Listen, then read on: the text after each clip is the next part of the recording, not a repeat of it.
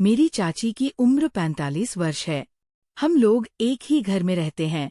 मेरे चाचा और चाची ऊपर वाले फ्लोर पर हैं, जबकि हम लोग नीचे वाले फ्लोर पर रहते हैं।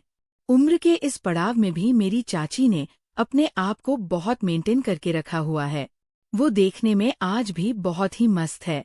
हमारे बाथरूम की दीवार पुरानी थी, जिसमें एक हल्का सा छेद था। वहां से मैं चाची को देखा करता था। तब मैं बहुत छोटा था। उसके बाद मैं कॉलेज की पढ़ाई के लिए बाहर चला गया था और अभी साल भर पहले ही लौटा हूँ। मेरी जॉब मेरे शहर में ही लग गई थी।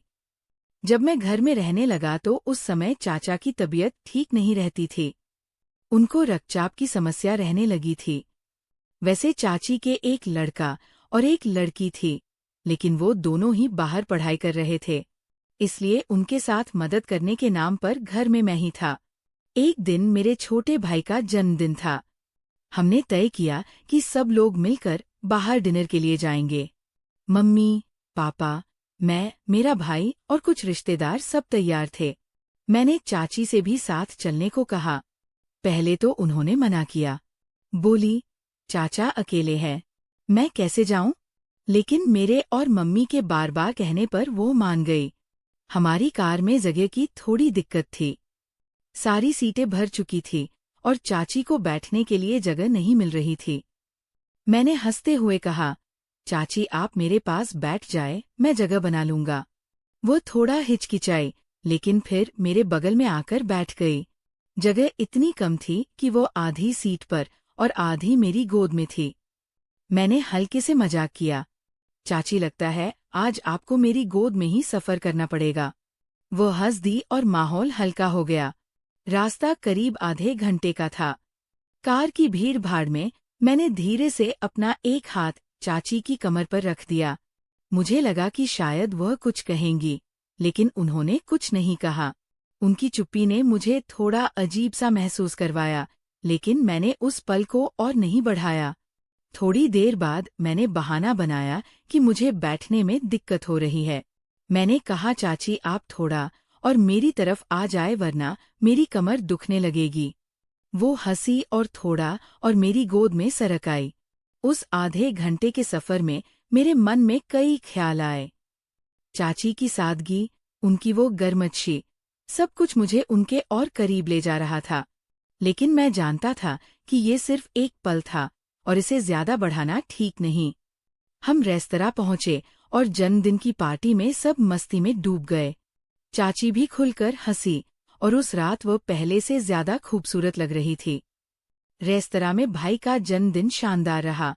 हंसी मजाक, स्वादिष्ट खाना और परिवार का साथ, सब कुछ परफेक्ट था। चाची उस रात कुछ ज्यादा ही खुश नजर आ रही थी। शायद इतने दिनों बाद वो घर की जिम्मेदारियों से थोड़ा बाहर निकल पाई थी। उनकी हंसी और बिंदास अंदाज ने माहौल को और रंगीन कर दिया था। वापसी का समय हुआ तो फिर वही कार की जगह की समस्या सामने आई। हम सब थोड़े थके हुए थे, लेकिन मूड अभी भी हल्का फुल्का था। मैंने चाची से कहा, चाची लगता है फिर वही इंतजाम करना पड़ेगा। मेरी गोद ही आपकी सीट है। वो हंसकर बोली, राहुल तू भी ना बड़ा नाटक करता है। लेकिन फिर वह मेरे पास आकर बैठ गई। इस बार बिना ज्यादा हिचक के, शायद इस तरह की मस्ती ने उन्हें थोड़ा और सहज कर दिया था। कार शुरू हुई और हम वापस घर की ओर चल पड़े। इस बार चाची मेरी गोद में पूरी तरह से बैठी थी, क्योंकि सीट पर और जगह थी ही नहीं। अंधेरा होने की वजह से कार का माहौल थोड़ा शांत था। सब अपने फोन में व्यस्त थे और पापा ड्राइव कर रहे थे। मैंने फिर से धीरे से अपना हाथ चाची की कमर पर रखा। इस बार भी उन्होंने कुछ नहीं कहा, बस एक बार मेरी ओर देखा और हल्के से मुस्कुराई। उनकी वो मुस्कान ने मेरे दिल की धड़कन थोड़ी तेज कर दी। रास्ते में एक जगह कार को झटका लगा और चाची का बैलेंस थोड़ा बिगड़ गया। मैंने तुरंत उन्हें संभाला और मजाक में कहा, चाची आप तो गिरते गिरते बची, अच्छा हुआ मैं था। वो हंसकर बोली, हाँ हाँ तू तो मेरा हीरो है। उनकी इस बात ने माहौल को और हल्का कर दिया।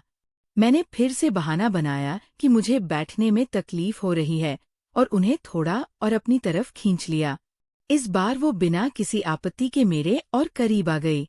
सफर के दौरान मेरे मन में कई ख्याल आने लगे। चाची की वो सादगी, उनकी गर्मजशी और वह इंतहा सा रिश्ता जो हमारे बीच पल रहा था, सब कुछ मुझे उलझन में डाल रहा था। मैं जानता था कि ये पल बस एक सहयोग है और इसे ज्यादा बढ़ाना ठीक नहीं। फिर भी उस आधे घंटे के सफर में कुछ अनकहा सा था, जो मेरे दिल को छू गया। जब हम घर पहुंचे तो चाची ने उतरते वक्त मेरी ओर देखा और कहा, राहुल, आज बहुत मजा आया। तूने बुलाया वरना मैं तो घर में ही रहती। मैंने मुस्कुराकर कहा, चाची अब तो आपको बार बार बाहर ले जाना पड़ेगा। वो हंस दी और घर की ओर चली गई। उस रात मैं सोचता रहा, क्या ये सिर्फ एक सामान्य पल था या इसमें कुछ और था। लेकिन मैंने अपने मन को समझाया कि चाची मेरे लिए हमेशा एक सम्मानजनक जगह रखती है और मुझे उसकी हद में रहना है।